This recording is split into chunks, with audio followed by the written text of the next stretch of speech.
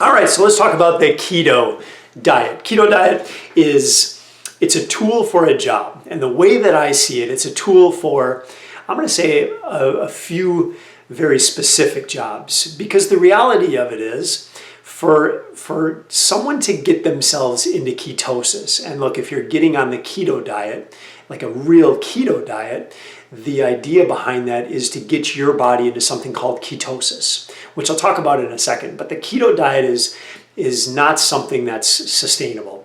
I've had some very type A friends that have tried to stay in ketosis for long periods of time with the intention of doing it almost for a lifetime.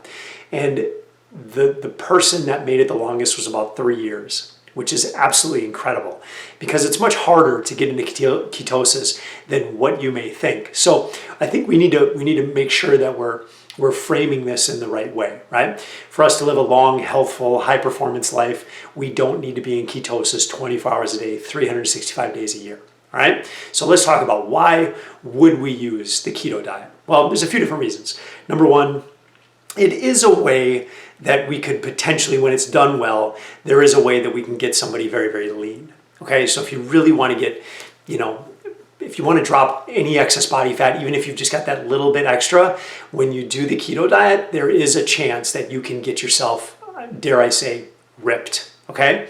So some bodybuilders might use it, some athletes may use it, so it really just depends. So the other thing that what it was originally designed for, it actually showed up sort of in the medical world, because it was originally designed it was discovered to be a treatment for kids with epilepsy. So when we put them on a keto diet, when we got them into ketosis, we found that the number of seizures these kids were having were reduced, and the severity of the seizures were being reduced. So that's one of the ways that tool can be used, right? And recently there's been some more research done on the therapeutic benefits for some other chronic diseases, one of them being cancer. So cancer, a lot of the tumors found in most cancers consume a lot of sugar, okay? And one of the things that we do with ketosis when we're getting into ketosis is it shifts our body from a reliance on using a lot of sugar for energy, and it shifts it into something called ketones, okay?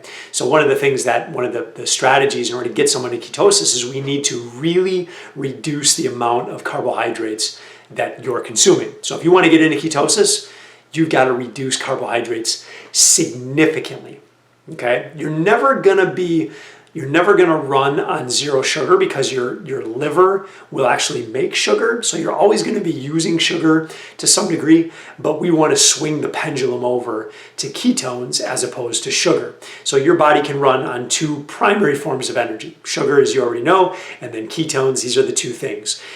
In our world, in the Western civilization, actually probably all the civilizations nowadays, we tend to consume so much carbohydrates that we're burning carbohydrates pretty much 24 hours a day, 365 days a year. Like the ketones, we never get into a place where we're using the majority of our energy. We're getting the majority of our energy from ketones, right? So the idea is the pendulum is swung all the way over to sugar. If we get you in ketosis, we're literally swinging the pendulum all the way over to the opposite side, okay? And the thinking, this is therapeutic all the way on one side, and I think to be on this side as well, there's some value being all the way on this side, but we should never be all the way on one side or the other, all right? So ideally, we want to sort of swing back and forth between these two areas, right? So that's really, I think for the long game perspective is where we want to be. We don't want to be all the way on one end. We don't want to be all the way on the other end. We want to find some balance in the middle here, okay? So, but if we're going to go to ketosis, what does that mean? Like how, let's say I've got cancer, and I'm like, okay, I understand it's logical to me. I want to try this out, and I want to dig into the keto diet. I want to get myself into ketosis. What does that look like? Okay. Well, the first thing that we need to do is we need to really reduce the amount of carbohydrates that you're consuming. And that's all carbohydrates. That's fruit, all the processed refined foods, all the sweets, all pastas, breads, all of those things that are carbohydrates, we need to pretty much eliminate them. okay? And everybody's gonna be a little bit different. So, I mean, even some vegetables will have some carbohydrates. So it's highly unlikely that we're gonna eliminate them completely if we're still eating, right? But we have to be very careful, because in order to get us into ketosis, like even just the smallest amount could completely get that pendulum to swing to the other side, all right? So there's not like a right number. Like I couldn't tell you like you can only eat 20 grams of carbohydrates, but for most of the keto folks that are out there, to really get into ketosis, it's likely that you've got to be like 20 grams or less of your daily intake of carbohydrates, okay? You can get away with eating a little bit more if you're really, really active. So that's kind of the variable. Like if I'm a super active person, I may need a little bit more carbohydrates in my diet, and it may not put me out of ketosis, okay? So we got to be really, really careful of that. How do you know if you're in ketosis? How do you know if your body is utilizing fat for energy, if it's breaking down, you know, the fat in order to create these ketone bodies that our body can use for energy? How do we know when we're in ketosis, right? The only way that you know is if you're testing your blood. As of right now, it's the only way. So think of like a diabetic has to test their blood, and they test it to find out what their blood sugar is, right? They're testing the glucose in their blood. And if that number is really, really high, they need to give themselves some insulin, right? So with keto, if you want to find out if you're in ketosis, you have to do the same kind of blood test. You have to use a little different device, but it looks very similar. So you use this different device, you get a drop of blood, stick it in the device, and then there's a certain number that this thing will spit out to tell you whether or not you're in ketosis, okay?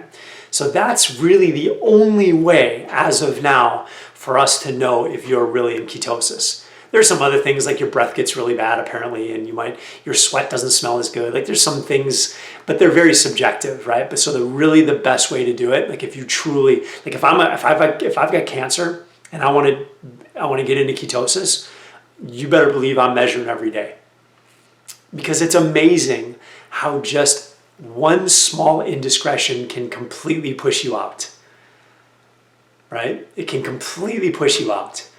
So here's what I would do. If you're looking to get into ketosis, I would go to Walgreens, I would go on Amazon, I would buy some sort of a monitor. You can just look up like keto monitor, and I think there's a lot of different brands that make them. You got to buy the test strips. So buy the test strips, get the keto monitor, get those delivered to your house, and then begin, okay? And you're gonna go, I would cut out pretty much all of the carbohydrates. I would just eat vegetables, I would eat meat, I would eat some nuts, some seeds. Even be careful with the nuts and the seeds. I think cashews might be a little bit high in carbohydrates. I think even peanuts, but you'd have to double check on that. So you just have to really be cautious with what's going into your face. Like you have to fully commit to not having any carbohydrates, at least initially, right? And then watch those numbers. And I think you might want to test maybe twice a day. I think I would do it once in the morning, and then I would do it once in the evening. You could test more, but I know the test strips can get a little bit expensive. So I would probably test in the morning, I would test in the evening, and then just kind of see where you're at. Once you're in ketosis, then you can start to play around a little bit.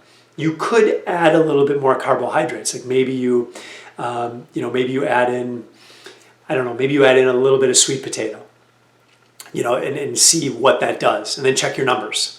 And within the next hour or 2 hours, it could totally push you out of ketosis, right? So you have to kind of, there's not a perfect recipe for everyone. The variable, and I think I mentioned this before, but the variable for people as to how many carbohydrates they can actually consume and still stay in ketosis is largely dependent upon activity levels. So like if I'm gonna go and I'm gonna do, let's say I'm gonna go run 5K, and I'm gonna run it fairly hard, fairly fast, I can probably eat a little bit more carbohydrates before I go out and do that run. Because as soon as that passes the gut and gets into my bloodstream, I can utilize that sugar for energy to get me through that 5K run. But again, you've got to be careful. It takes a lot of testing.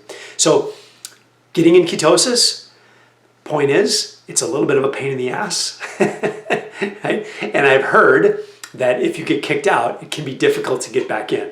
You might have to spend the next couple of days going back to swinging that pendulum over to get you back into ketosis.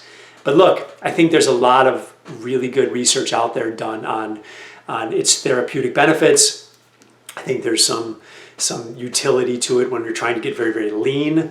But again, it takes some work. And these are the exact reasons why I say it's therapeutic. It's not something that you can do that I think you should be doing forever and ever and ever. Just like I don't think you should have the pendulum swung to carbohydrates all day, every day, 365 days a year, 24 hours a day. We need to be able to swing back and forth. So another quick and easy way, like if I wanted to get into ketosis as fast as possible, and the dietary way is a little bit slower, right? It's a little bit slower because your body has to adjust. But if you want to get into ketosis as fast as possible, you could do a fast. And it's got to be a fast. Again, there's not an exact number, but there's some belief that for most people, it usually takes about 72 hours or more to get into full ketosis. If you're doing it dietarily, where you're just cutting out all your carbohydrates, it might take longer. There's a good chance it's going to take a week, maybe a week and a half, maybe even 2 weeks to get you into ketosis. So you must be much more patient when you're doing it dietarily, even if you're cutting out all your carbohydrates. Okay, so you're going to have to be a little bit more patient. But look, if you want to get into it as fast as possible, the fasting is the way to do it. So what I would do is I would go into a 3-day fast. I would be testing my ketones as the time goes on.